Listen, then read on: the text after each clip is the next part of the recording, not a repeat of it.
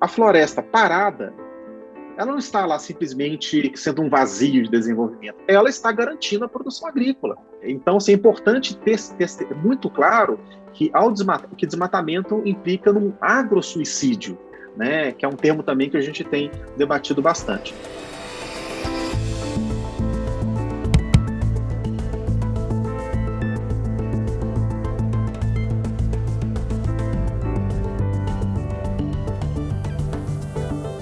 Embora a maior parte da produção agrícola do Brasil seja livre de desmatamento, foi verificado que 2% das propriedades na Amazônia e no Cerrado são responsáveis por 62% de todo o desmatamento potencialmente ilegal. A incapacidade do Brasil em combater o desmatamento ilegal coloca em risco o futuro do seu agronegócio. Esse é apenas um trecho do artigo científico As Maçãs Podres do Agronegócio Brasileiro, escrito por Raoni Rajão, nosso entrevistado de hoje do Clima Sem Fake. Ele é professor do Departamento de Engenharia de Produção da Universidade Federal de Minas Gerais e coordenador do Laboratório de Gestão de Serviços Ambientais. Raoni, prazer enorme ter você hoje aqui com a gente. Muito obrigada por participar. Prazer é meu. Eu queria começar essa entrevista te perguntando um pouco sobre o seu trabalho sobre as maçãs podres do agronegócio, que teve uma grande repercussão e quase virou pop. Por que as maçãs podres? Existe uma expressão em inglês, né, que é a do rotten apples, né, aquela ideia que você tem um cesto grande, né, e que basta uma ou duas maçãs podres que você vai apodrecer, que você vai gerar danos para todo aquele conjunto, né. E o que nós vemos é exatamente isso, né. O Brasil ele está sendo pressionado internacionalmente, ele tem de responder, né, pela questão do desmatamento, ele está perdendo oportunidades de negócio, não por causa da maioria, mas por causa desses poucos atores, né, que concentram muito do desmatamento e que acabam gerando problema para toda a produção. E, Raoni, quem são essas maçãs podres? Olha, são majoritariamente médios e grandes produtores, mas temos também uma quantidade grande de imóveis onde você vê muito desmatamento e nenhuma evidência de produção efetiva, né, onde você tem ali principalmente um processo de tomada da terra. Então, o que está sendo produzido não é comida, é terra para especulação, para grilagem, né, porque ninguém desmata para fazer paisagismo.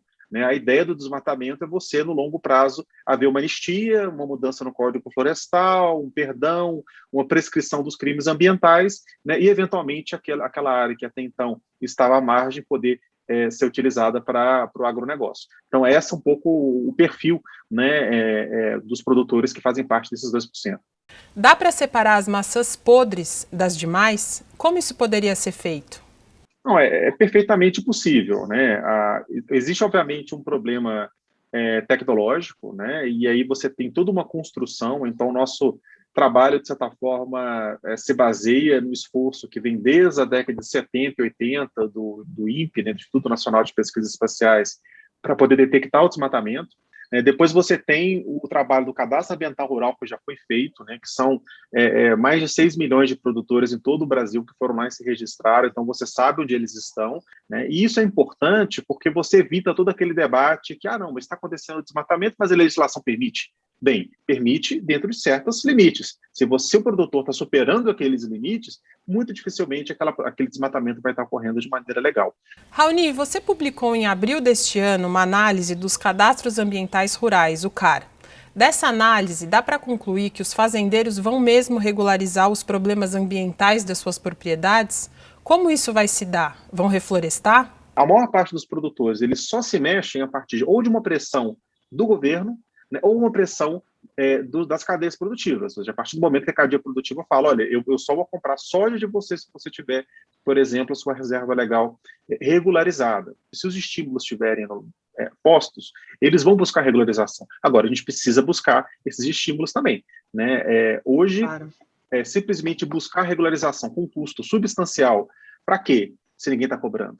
Então, essa é uma das questões importantes que a gente precisa se perguntar. E, Raoni, do seu trabalho do Inferno Verde Amazônia Legal, mostra como os modelos de uso da terra não são meras representações do território, mas também carregam consigo imaginários técnicos e sociais que produzem mudanças radicais nas paisagens sociais e naturais. Você pode descrever para a gente o que caracteriza o modelo Inferno Verde e o que caracteriza o modelo Amazônia Legal? Pelo próprio nome Amazonas, Amazônia é o quê? Amazonas são as guerreiras gregas, né, que são famosamente indomáveis. né? Então, a floresta era vista como indomável e várias tentativas foram feitas, né, de civilizá-la, vamos colocar assim, entre aspas, e que deram errado, né?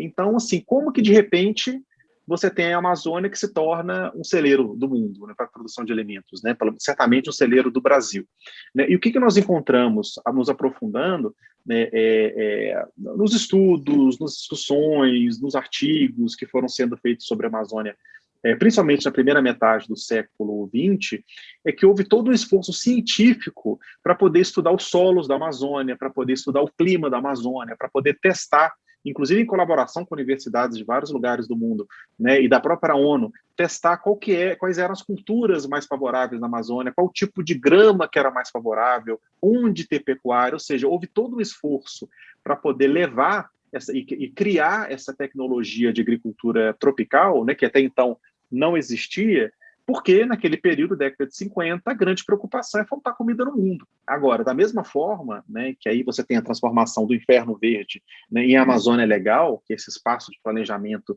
e de produção agrícola, você tem a transformação de Amazônia Legal, né, em, digamos, pulmão do mundo, né, que é uma metáfora tecnicamente errada, né, porque ela não produz oxigênio, mas ela dá essa ideia de um órgão vital para o planeta e, ao mesmo tempo, muito frágil, né? E essa ideia da Amazônia como algo frágil é algo que depois, inclusive, a gente está analisando também como que foi essa construção, mas também foi um processo onde a ciência teve um papel muito grande, assim como a sociedade civil. E mais ou menos, Raoni, como esses dois modelos, né, que você acabou de descrever, mudam a paisagem natural da Amazônia?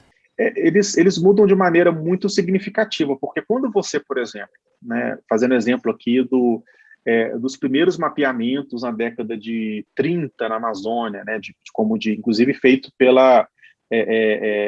financiados, né, pela Câmara de Comércio dos Estados Unidos. E aí, pela primeira vez, você tem, por exemplo, uma análise, um recorte de solo, né, onde eles chegam e falam, olha, mas esse solo aqui dá para plantar arroz, esse solo dá para plantar feijão, milho, ele é favorável para a pecuária. Então, talvez um dos pontos que nós levantamos no artigo é que antes da primeira árvore ser derrubada, houve toda uma discussão e todo um pensamento científico sobre a Amazônia, né, que moldou e que criou uma forma diferente de pensar sobre a floresta e que subsidiou esse modelo que depois tornou-se um modelo predatório, né, que nós estamos vendo as consequências até hoje.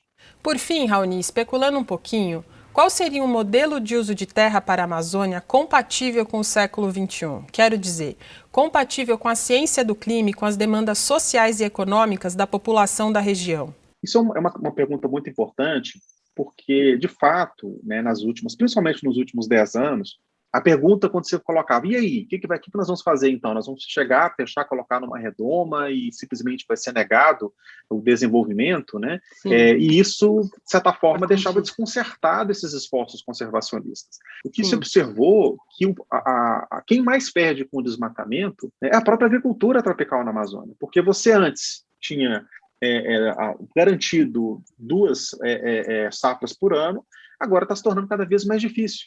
Né? E se você perder uma dessas safras, né, ou então ser obrigado a ter um custo muito maior, por exemplo, através de irrigação, que também tem seus limites, né, porque depende de recursos hídricos, você vai ter uma perda econômica enorme. A floresta parada, ela não está lá simplesmente sendo um vazio de desenvolvimento, ela está garantindo a produção agrícola. Sim. Ela está fornecendo água para essas 2 safras por ano. Então, assim, é importante ter muito claro que desmatamento implica num agrosuicídio, né, que é um termo também que a gente tem debatido bastante. E agora, do outro lado, né, que é mais pensando nas alternativas para as populações locais, mais pensando nas possibilidades, né, de criação de renda, né, e de valor na floresta, aí você tem toda a agenda da sociobiodiversidade, da Amazônia 4.0, da indústria vinculada a essa riqueza da biodiversidade, que também tem um potencial enorme, né? Então é importante pensar essas duas dimensões ao mesmo tempo. E o que você acha, Raoni, que impede tudo isso? Assim, o que você acha que é a raiz desse problema, que a gente ainda tem uma Amazônia que está sendo praticamente destruída e caminhando para essa savanização? O desmatamento é um típico problema onde você tem quem desmata ganha. Claro. Ele ganha mais desmatando do que sem desmatar. Quem está desmatando está ganhando mais, mas a sociedade como um todo está perdendo. Aí que entra o papel do Estado. Né? Porque o Estado está aí exatamente para poder mediar os interesses particulares dos interesses coletivos. E quando o Estado se omite, ou pior, quando o Estado ele torna-se um instrumento dos interesses individuais, indo contra e ferindo os interesses coletivos, aí você tem esses desastres, né, que nós estamos observando. E aí o segundo elemento é a gente ter ciência da escala disso. Né? Desmatar uma área, e você conta o custo do maquinário, da mão de obra para poder desmatar, você conta o custo depois da regularização fundiária, que você tem que pagar uma taxa lá para o INCRA, e aí nós pegamos, ok, quanto que você investe e quanto que você tem de retorno. O retorno é 5 vezes o investimento. Então, imagina você ter uma margem de lucro comparável com o tráfico de droga, porque 5 vezes é a margem de lucro de você pegar 1 quilo de cocaína, uma tonelada de cocaína para lá da fronteira da Amazônia e trazer para o lado brasileiro. É altamente sedutor, né? É altamente sedutor. Se a gente for considerar que mais ou menos R$1.000 são investidos para poder desmatar 1 hectare, nesse ano passado nós tivemos 10 mil quilômetros, né, que dá 1 milhão de hectares na Amazônia, nós estamos falando de R$1 bilhão investidos em desmatamento. É muito dinheiro, é muito capital. Muito provavelmente mesmo. investiu-se mais em desmatamento, né, do que, por exemplo, em ciência e tecnologia. Né? Esse recurso vem de alguém. Isso não é o pequeno produtor que está lá desmatando 2 hectares no facão. São grupos bem articulados que fazem isso para ter um retorno econômico concreto. E se o Estado não tomar suas responsabilidades e agir, eles vão continuar fazendo isso. E, Raoni, quais são os caminhos que você enxerga, né, para encaminhar, não digo nem resolução, porque eu acho que é um pouco complicado, né, mas para encaminhamento, assim, um pouco desse cenário, né, que você está colocando? Eu acho que, em primeiro lugar, a gente precisa solidificar, né, o entendimento que, no final das contas, nós estamos trabalhando, né? Seja os cientistas ambientais, seja o agronegócio, com o mesmo objetivo. O que a gente quer? A gente quer garantir a provisão de serviços ambientais para toda a população, inclusive o agronegócio, que é o maior interessado em haver uma provisão de serviços ecossistêmicos, no longo prazo. Né? Então, acho que um primeiro passo muito sério é combater o negacionismo.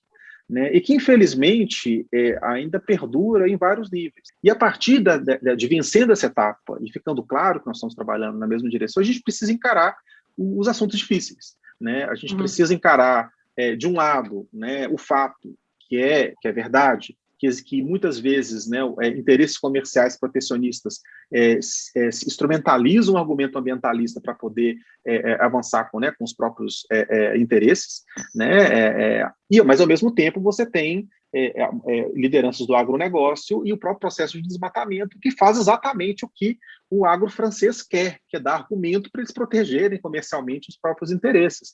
Né? Então, assim, ou seja, conseguir ter uma maior maturidade dos dois lados para a gente conseguir efetivamente avançar na agenda de maneira mais coesa na sociedade e diminuindo essa enorme polarização. Raoni, muito obrigado pelo seu tempo, pela sua disposição aí em conversar com a gente. Acho que a gente teve muitíssimo a ganhar com tudo que você falou. Obrigado mesmo. Sim, foi um prazer estar aqui, né, participando dessa conversa com vocês, né, e seguimos em frente aí, pensando de como fomentar essa interface entre ciência, política pública, sociedade civil, educação ambiental, né, jornalismo, né, que são várias dimensões aí, né, do mesmo problema.